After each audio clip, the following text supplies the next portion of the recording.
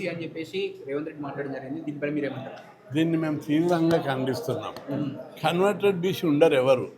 ఆయన స్వయంగా బీసీ గాండ కులంలోకి చెందినవాడు, బీసీ ఇలా పేద కులాల నుంచి వచ్చినటువంటి వాడు, గొప్ప ప్రధాని అయితే ఓర్వరేఖ ఇట్లాంటి ముచ్చట్లు వస్తాయి.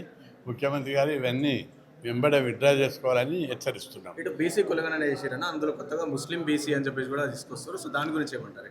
అంటే బీసీలలో ముస్లిం బీసీ, హిందూ బీసీ అని ఇట్లా విడమటి చూపించడం అనేది ఓటు బ్యాంక్ రాజకీయాలు చేస్తున్నారు వాళ్ళు. అది పద్ధతి కాదని చెప్పాం. రెండోది కుల గణన కూడా మొత్తం ప్రభుత్వ యంత్రాంగం మోహరించాలి. నామకవాచ చేసి తక్కువ చూపిస్తే కూడా మంచిది కాదు. ఈ ప్రభుత్వం పూర్తి చిత్తశుద్ధి. ఎందుకు రీసర్వే అంటే ఆన్లైన్లో చేస్తారా? ఆన్లైన్లో టోల్ ఫ్రీలా ఇంటింటికి పోవాలి. రీసర్వే కూడా ఇంటింటికి పోవాలి. మొత్తం ప్రభుత్వ టీచర్లు, పంచాయతీరాజ్ ఉద్యోగులు, రెవెన్యూ ఉద్యోగులు, గ్రామ స్థాయి ఉద్యోగులు మోహరించాలి దానికి. అప్పుడే సమగ్రమైనటువంటి సంపూర్ణమైనటువంటి లెక్కలు తెలుస్తాయి. 77 క్వశ్చన్స్ ఎందుకు పెట్టిన వాళ్ళు? 77 క్వశ్చన్ వాళ్ళకి కావాల్సింది ఏ కులం ఎంత ఉంది, బీసీలో ఎంతమంది, 3-4 క్వశ్చన్స్ సరిపోవా? 77 ఏస్టల కల్లా వాళ్ళందరూ ఇండ్లకి పోలేదు ఎవరు.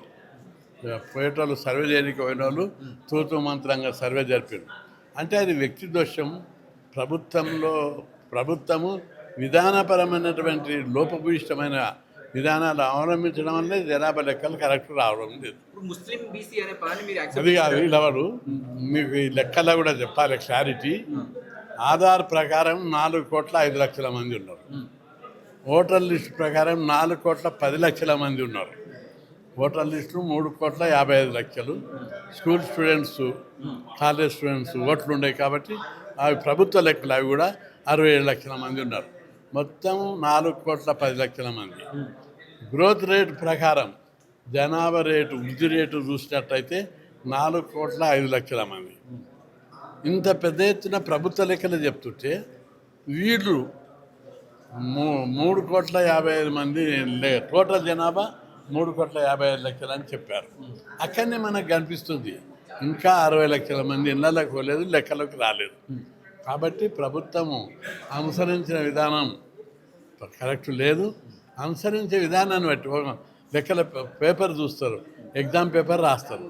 రాసిన దాన్ని బట్టి ఇస్తారా, మనుషుల ముఖాలను చూసేస్తారా? అట్లా లోపభూయిష్టమైన విధానం ఉంది. అందుకే సరి చేయమని అన్నాం.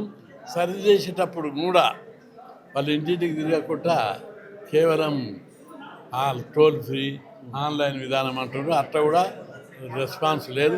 ఇంటికి పోతేనే చెప్పినోళ్ళు ఆన్లైన్లో వచ్చి చెప్తారు, వీళ్ళకు ఆఫీసులకు వచ్చి చెప్తారు మాది కులం అని. అందుకే ఇప్పటికి కూడా ప్రభుత్వం తన వైఖరి మార్చుకొని ఎట్లయినా చేస్తున్నారు. మీరు కరెక్ట్ పద్ధతి చేయాలని చెప్పి నేను డిమాండ్. సో ఈ రిపోర్ట్ మేము పార్లమెంట్ పంపిస్తాం, మోదీని అక్కడ చర్చలు చేపియండి అని చెప్పి కూడా రేవంత్ రెడ్డి అంటున్నారు. సో మీరు ఇప్పుడు రాజ్యసభ ఎంపీ ఉన్నారు. సో మీరేమంటారన్న? మీరు అడుగుతారా? అంటే రాజ్యాంగం ప్రకారం లోకల్ బాడీ రిజర్వేషన్లకు రాజ్యాంగంలో 242 ప్రకారం D6 ప్రకారం రాష్ట్రాలకు కేంద్ర ప్రభుత్వం పవర్ ఇచ్చింది రాజ్యాంగం. అట్లా చెల్లుబాటు అవుతుంది. ఒకవేళ ఏదన్నా న్యాయ నిపుణులతో చర్చించి సాధ్యం కాదనుకుంటే కేంద్ర ప్రభుత్వానికి పంపితే తప్పనిసరి మన కేంద్ర మంత్రివర్యుడు కిషన్ రెడ్డి గారు చెప్పాడు ఇప్పటికే, మీరు కేంద్రానికి పంపితే బీసీలకు లాభమయ్యి ఏ పనైనా మేము అంగీకరిస్తామని ఆయననే ప్రకటించుడు. ఆయన కేంద్ర మంత్రివర్గం ఉన్నాడు కాబట్టి అదే తుది నిర్ణయం. ముస్లిం బీసీ అంటే మేము యాక్సెప్ట్ చేయమని చెప్పేసి బీజేపీ నాయకులు చెప్తా ఉన్నారు. అవును, అడ్డుకుంటామంటారు. ముస్లింలను బీసీలకు కలపడం అనేది దాని మీద బీజేపీ పార్టీ వ్యతిరేకంగా ఉన్నది. దాని మీద చూడాలి ఎట్లా ఆలోచన. మీరు బీసీ నాయకులు మీరు యాక్సెప్ట్ చేస్తారా ముస్లిం బీసీ అనే పదాన్ని? ఏది నేను సుప్రీంకోర్టులో కేసు వేసింది మీ అందరికి తెలియదా? 27%లోకి వెళ్ళి 5.5% తగ్గించి ముస్లింలకు ఇస్తే నేను వద్దు, మా వాటా మాకే ఉండాలి, మా జనాభా ప్రకారం మాకు ఇవ్వాలి 27% అని సుప్రీంకోర్టులోనే కేసు వేస్తా. అదే అవన్నీ ఎందుకు చెప్తావు? సుప్రీంకోర్టులో కేసు వేసింది ఉంటాగా ఎందుకు గెలుపుతున్నావు దాన్ని? అట్లా సుప్రీంకోర్టులో కేసు అర్థమైతే లేదా నీకు? అట్లా ఎందుకు రెచ్చగొడతావు? అట్లా రెచ్చగొట్టవద్దు. సుప్రీంకోర్టులో 4 బీసీలకు తగ్గిస్తే వ్యతిరేకిస్తూ కేసు వేస్తా. సుప్రీంకోర్టులో కేసు వేసింది అర్థమవుతుంటే ఎందుకు రెచ్చగొడుతున్నావు అట్లా? ఓకే, సీఎం రేవంత్ రెడ్డి గారు ఏమంటున్నారంటే ఢిల్లీకి వెళ్ళి దీక్ష చేస్తా బీసీ ఏదైతే డిక్లరేషన్ గురించి సంబంధించి 42% రిజర్వేషన్ల కోసం నువ్వు నేను దీక్ష అక్కడ దీక్ష బీజేపీ చేస్తాను. పార్టీ బీసీలకు అనుకూల వైఖరి ఒకటే అర్థం చేసుకోండి. ఏ పార్టీ కూడా బీసీని ప్రధానమంత్రి చేయలేదు. బీజేపీ పార్టీ బీసీని ప్రధానమంత్రి చేసింది, ఉపరాష్ట్రపతి చేసింది, గిరిజన మహిళలు రాష్ట్రపతి చేసింది. అంత ప్రో వీకర్ సెక్షన్ ఉన్న పార్టీ దీన్ని కూడా ఒప్పుకుంటారు BJP party.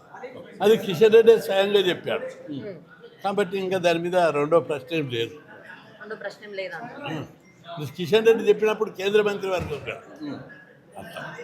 Okay, thank you.